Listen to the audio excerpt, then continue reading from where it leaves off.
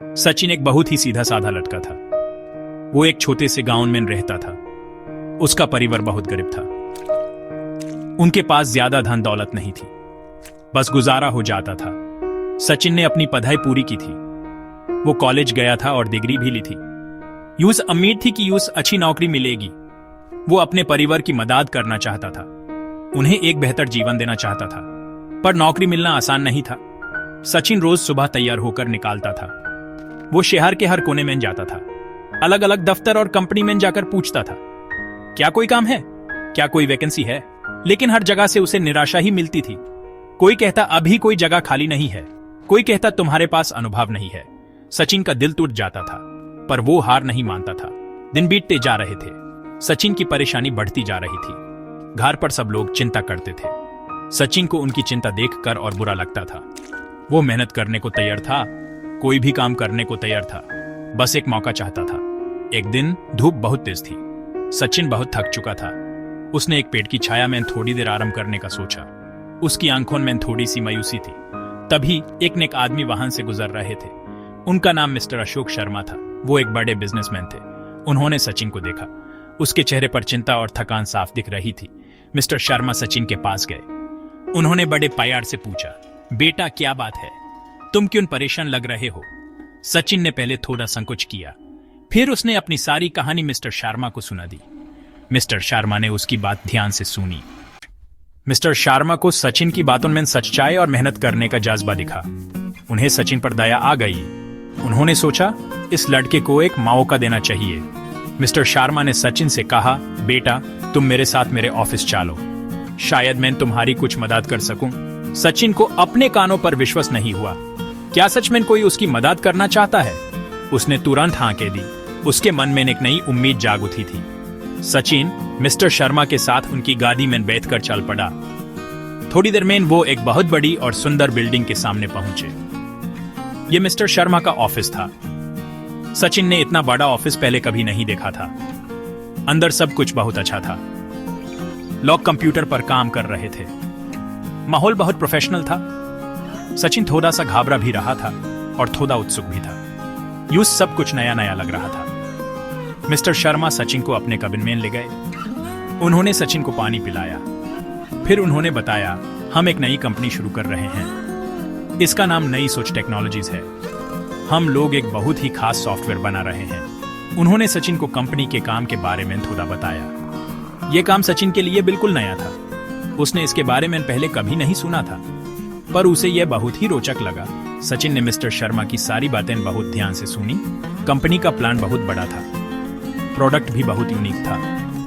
Mister Sharma ने कहा, हम लोगों को ऐसे ही जोशीले नौजवान चाहिए, जो मेहनत करने से न डरते हों।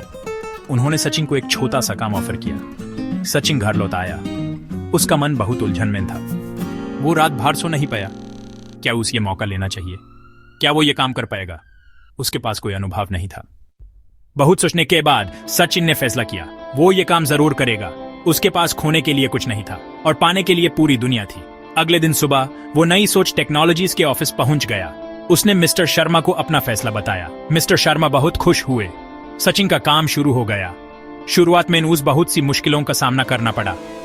नया काम, नए लोग, नया माहौल, सब कुछ उसके लिए अनजाना था। सचिन को कस्टमर से बात करनी होती थी। उन्हें कंपनी के प्रोडक्ट के बारे में समझाना होता था, पर सचिन ठीक से समझा नहीं पाता था। वो घबरा जाता था। उसके पास प्रोडक्ट की पूरी जानकारी नहीं थी, इसलिए वो लोगों के सवालों का जवाब नहीं दे पाता था। उसके बॉस मिस्टर वर्मा ये सब देखते थे। कभी कभी वो सचिन की गलतियों पर थोड़ा नाराज भी हो जाते थे।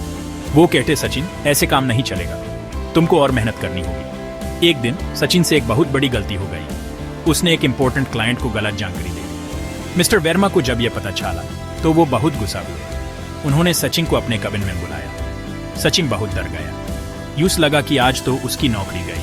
वो मन ही मन भगवान से प्रार्थना करने लगा। जब वो मिस्टर वर्मा के केबिन में पहुंचा तो मिस्टर वर्मा बहुत शांत थे। उन्होंने सचिन को बैठने के लिए कहा। मिस्टर वर्मा ने सचिन को समझाया, देखो सचिन, मैं जानता हूं तुम मेहनत करते हो, पर सिर्फ मेहनत काफी नहीं है। तुम्हें पहले हमारी कंपनी के बारे में सब कुछ जानना होगा। हमारा प्रोडक्ट क्या है, ये कैसे काम करता है, इसके क्या फायदे हैं, ये सब तुम्हें पता होना चाहिए। उन्होंने कहा, जब तक तुम खुद प्रोडक्ट को नहीं समझोगे तब तक दूसरों को कैसे समझाओगे। सचिन को अपनी गलती का एहसास हुआ। उसने मिस्टर वर्मा से माफी मांगी। उसने कहा, सर, आप सही कह रहे हैं, मैं अब से पहले सब कुछ सीखूंगा। सचिन ने मिस्टर वर्मा की बात को गांठ बांध लिया। उसने तय कर लिया कि वो अब पूरी लगन से सीखेगा।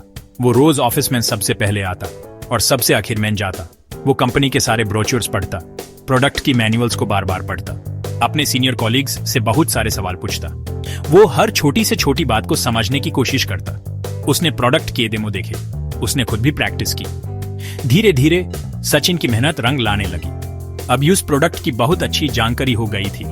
उसका आत्मविश्वास भी बढ़ गया था। अब वो कस्टमर से बहुत अच्छे से बात करता था। वो उनके हर सवाल का जवाब देता था। वो प्रोडक्ट के फायदे इतने अच्छे से बताता था कि लोग प्रभावित हो जाते थे। यूं सब छोटे छोटे सेल्स ऑर्डर भी मिलने लगे।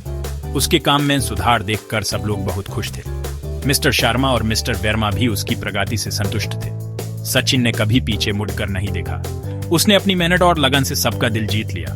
वो कंपनी का एक बहुत ही महत्वपूर्ण सदस्य बन गया। उसने नए नए आइडियाज दिए।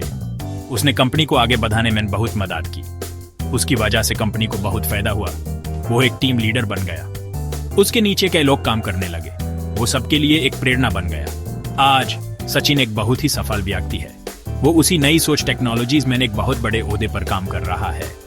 उसकी मेहनत और काबिलियत की वजह से वो हर महीने 5 लाख रुपए से भी ज्यादा कमाता है। उसने अपने परिवार के लिए शहर में एक सुंदर सा घर खरीदा है।